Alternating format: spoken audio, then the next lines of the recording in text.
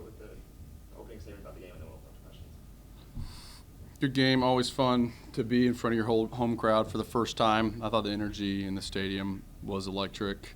A lot of these guys, at least half of our team, have never played at Ken Kendrick Family Ballpark. So for them to feel the energy and some of the excitement at the end of the game was really cool. So proud of the team. We had 8 different pitchers toe the rubber and played at least 10 guys, which has been very common for us this season to use a lot of different players. And so did well. If you get the win, you're always fired up. What's up, Maze? Was that sort of the plan to get that many pitchers a little bit of work in this game? Yeah, it's always the plan on the midweeks if you can get some more touches and have players that hadn't pitched as much get the ball, but it's always going to be about winning at the end of the day. So Max Stifler was excellent in his first start as a Mountaineer ever. Went 3.1 innings with 2 hits and 2 strikeouts. You couldn't ask for him to do any better. Super proud of him. And there were some guys that hadn't pitched ever. Ben Hudson got the ball for an inning, did excellent. J.J. Glasscock got the ball for the first time in his career. Bryson Hoff in his 3rd outing as a Mountaineer. Fairman, probably his 3rd outing as a Mountaineer. David Hagan in his 2nd outing as a Mountaineer.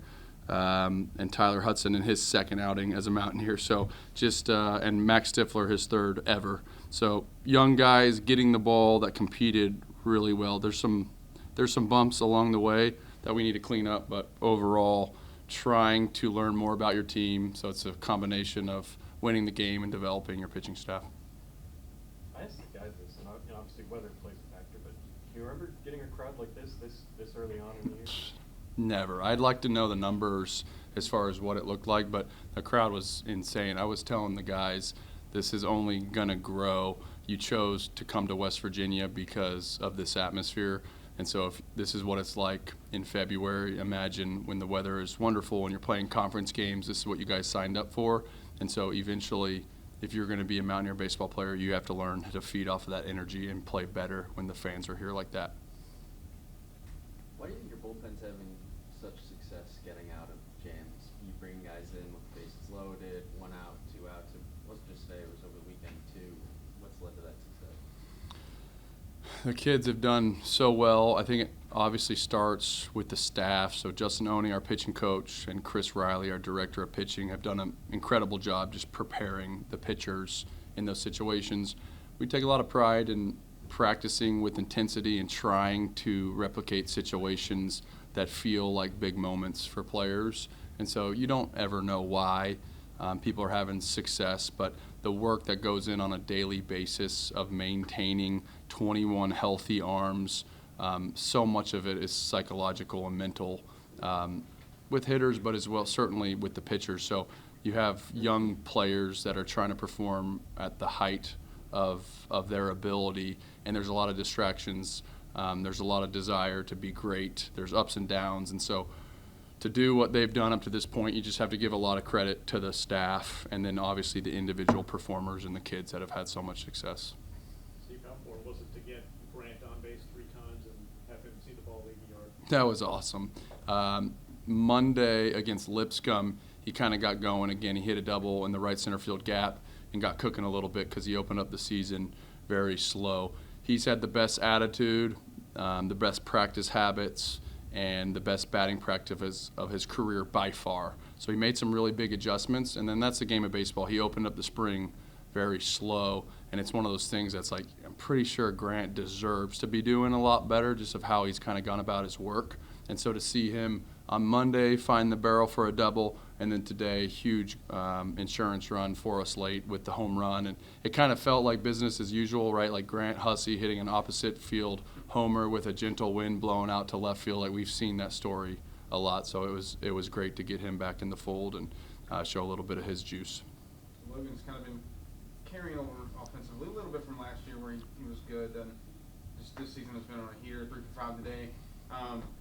What do you think has been working most importantly for him, and what was most important for him to hold on to from his experiences last year as a sophomore, kind of a leader of the team, stuff like that, to coming into this year? Yeah, he's been fantastic, and I think more than anything is that he's just developed over the course of time. We probably would have seen even a better version of Logan, but he gets hit with a 95-mile-an-hour fastball to the kneecap and breaks his knee sophomore year. So it just kind of stymied the growth overall. But he's super talented.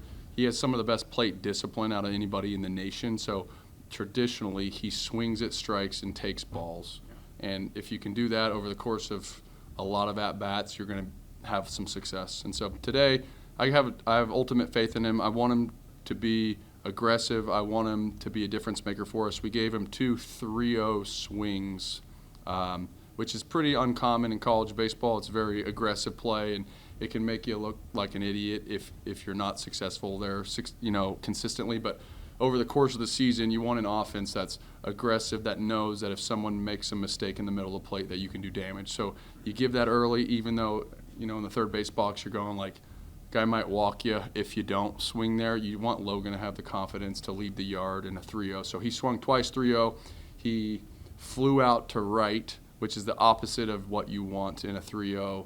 You want aggressive. If you miss on the pull side, get the barrel out front kind of thing. And so his next at-bat was 3-0 as well with a man on second or third. And he kind of got jammed and hit the fly ball to left field that ended up dropping. And so he was 1 for 2 in 3-0 count, so big success, but he didn't land on the barrel like he wants to. So just an evolution that he'll eventually be able to do. Now at 8-0, how do you keep it from switching from the guys are having fun and there's momentum? How do you keep it from switching to now they're putting pressure on themselves to not lose and, unnecessary pressure on them? Yeah, I think it's always just focusing on the opponent in front of you. The best thing about having some depth on this team is that there's people that are consistently working to become everyday players. And I don't know if that's going to happen necessarily with this team because we're able to play with some matchups, righty, lefty, power, speed, some different options in the lineup. And so, but every day, Chase Swain gets in the lineup today for his first start at third base and has a big hit and plays well at third base. And Reinhardt gets in the game as a pinch hitter and hits a double, and Guzman's never hit in the leadoff spot, and he starts in right field. And Peraza got moved to the 5-hole on Monday against Lipscomb. So there's some moving pieces. So I think that depth creates the competition that keeps the players highly motivated.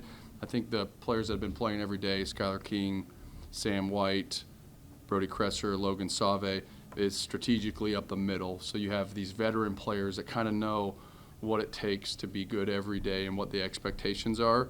And literally our corners have been somewhat interchangeable up to this point other than Grant Hussey, who's played the majority of the innings. So I think that's really important for us when it comes to just staying motivated throughout and focusing on just getting better and playing good baseball.